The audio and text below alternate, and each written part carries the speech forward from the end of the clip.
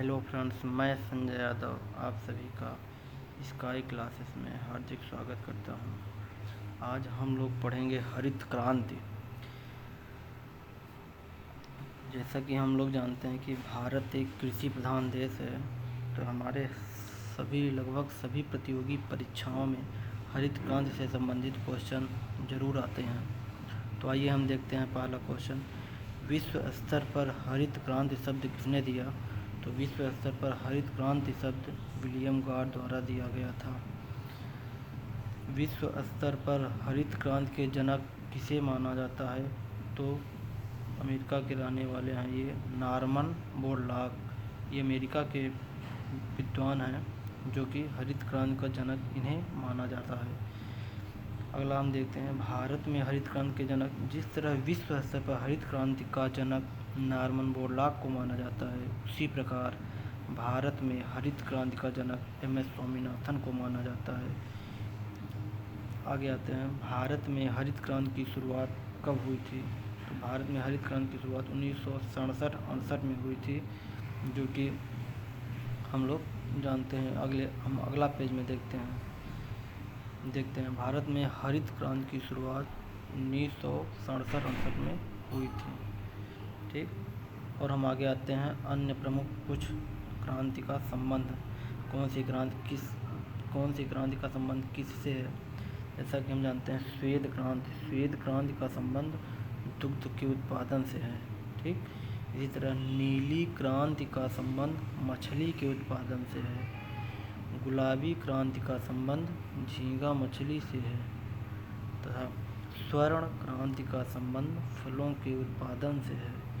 पीली क्रांति का संबंध तिलहन के उत्पादन से है। ठीक, आइए हम आगे देखते हैं। गोल क्रांति का संबंध आलू के उत्पादन से है। मूंग क्रांति का संबंध मोटे अनाजों के उत्पादन से है। अब कुछ लोग ये कंफ्यूज होंगे, मोटे अनाज किसको कहते हैं? तो हम जानते हैं ज्वार, बाजरा, मक्का, रागी, इन सभी को मोटे अनाजों की श्रेणी में रखा गया है। आइए अगला क्वेश्चन देखते हैं। अमृत क्रांति का संबंध उत्तर भारत और दक्षिण भारत के नदियों को आपस में जोड़ने से संबंधित परियोजना से है। ठीक, उसी तरह अगला देखते हैं एनएच क्रांति का संबंध किससे है? एनएच क्रांति का संबंध स्वर्णिम चतुर्भुज सड़क परियोजना से है, जैसे नई दिल्ली, मुंबई, चेन्नई, कोलकाता को जोड़ना। ठीक, इसी तरह आगे देखते हैं लाल क्रांति का संबंध टमाटर और मांस के उत्पादन से है। अगला हम क्वेश्चन देख लेते हैं। पराबनी क्रांति का संबंध भिंडी के उत्पादन से है। नारंगी क्रांति का संबंध मसाला के उत्पादन से है। रजत क्रांति, इसी को हम सिल्वर रिवॉल्यूशन भी बोलते हैं, इसका संबंध अंडे के उत्पादन से है। काली क्रांति का संबंध अल्कोहल युक्त पेट्रोलियम उत्पाद से है। कुछ प्रमुख क्रांतियों के जनक इस प्रकार हैं। जनक कहते हैं या हम जनक को ही पिता भी कहते हैं। ये वो विद्वान है जो इन प्रमुख क्रांतियों में अपना नाम प्रसिद्ध किए हैं। आइए देखते हैं। स्वर्ण क्रांति के जनक निरपाक टुटेज को माना जाता है। पीली क्रांति के जनक सैम पेट्रोडा को माना जाता है। गुलाबी क्रांति के जनक दुर्गेश पटेल को माना जाता है। नीली क्रांति के जनक अरुण कृष्णन को माना जाता है। काली क्रांति के जनक एम एस स्वामीनाथन को माना जाता है। लाल क्रांति के जनक विशाल तिवारी को माना जाता है। भूरी क्रांति के जनक हीरालाल चौधरी को जाना जाता है। ठीक, आइए आगे देखते हैं। क्षेत्रीय ग्रामीण बैंक की स्थापना 2 अक्टूबर 1975 को हुआ था। अर्थव्यवस्था में कृषि क्षेत्र के विकास के लिए क्षेत्रीय ग्रामीण विकास बैंक मदद करता है कृषि क्षेत्र में किसानों के लिए। तथा भारत में सिक्किम तथा गोवा ऐसे 2 राज्य हैं जहाँ पर क्षेत्रीय ग्रामीण बैंक की कोई भी शाखा नहीं है।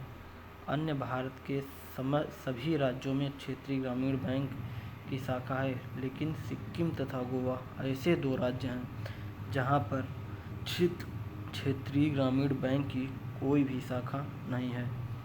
ठीक, नाबार्ड नाबार्ड एक प्रकार का कृषि क्षेत्र जो कृषि के किसानों के लिए अपने भूमि का विकास और कुओं का विकास करने के लिए, जिससे सिंचाई हो सके, भूमि को ऊबड़ खाबड़ उसे समतल बनाने के लिए नाबार्ड उन्हें दीर्घकालिक ऋण प्रदान करती है। नाबार्ड यह समस्त कई प्रतियोगी परीक्षाओं में यह फुल फॉर्म आ चुका है, इसलिए हम ध्यान देंगे ये फुल फॉर्म बहुत इंपॉर्टेंट है। NABARD अर्थात NABARD, national bank for agriculture and rural development की स्थापना 12 जुलाई 1982 में हुई थी। अब आप कुछ स्टूडेंट्स यह जानते होंगे कि 12 जुलाई 1982 इस समय छठी पंचवर्षीय योजना का कार्यकाल था। ठीक है दोस्तों, अब हम अपना क्लास यहीं पर समाप्त करते हैं, मिलते हैं अगले क्लास में। तो दोस्तों मेरा चैनल लाइक और सब्सक्राइब ज़रूर करिए। धन्यवाद।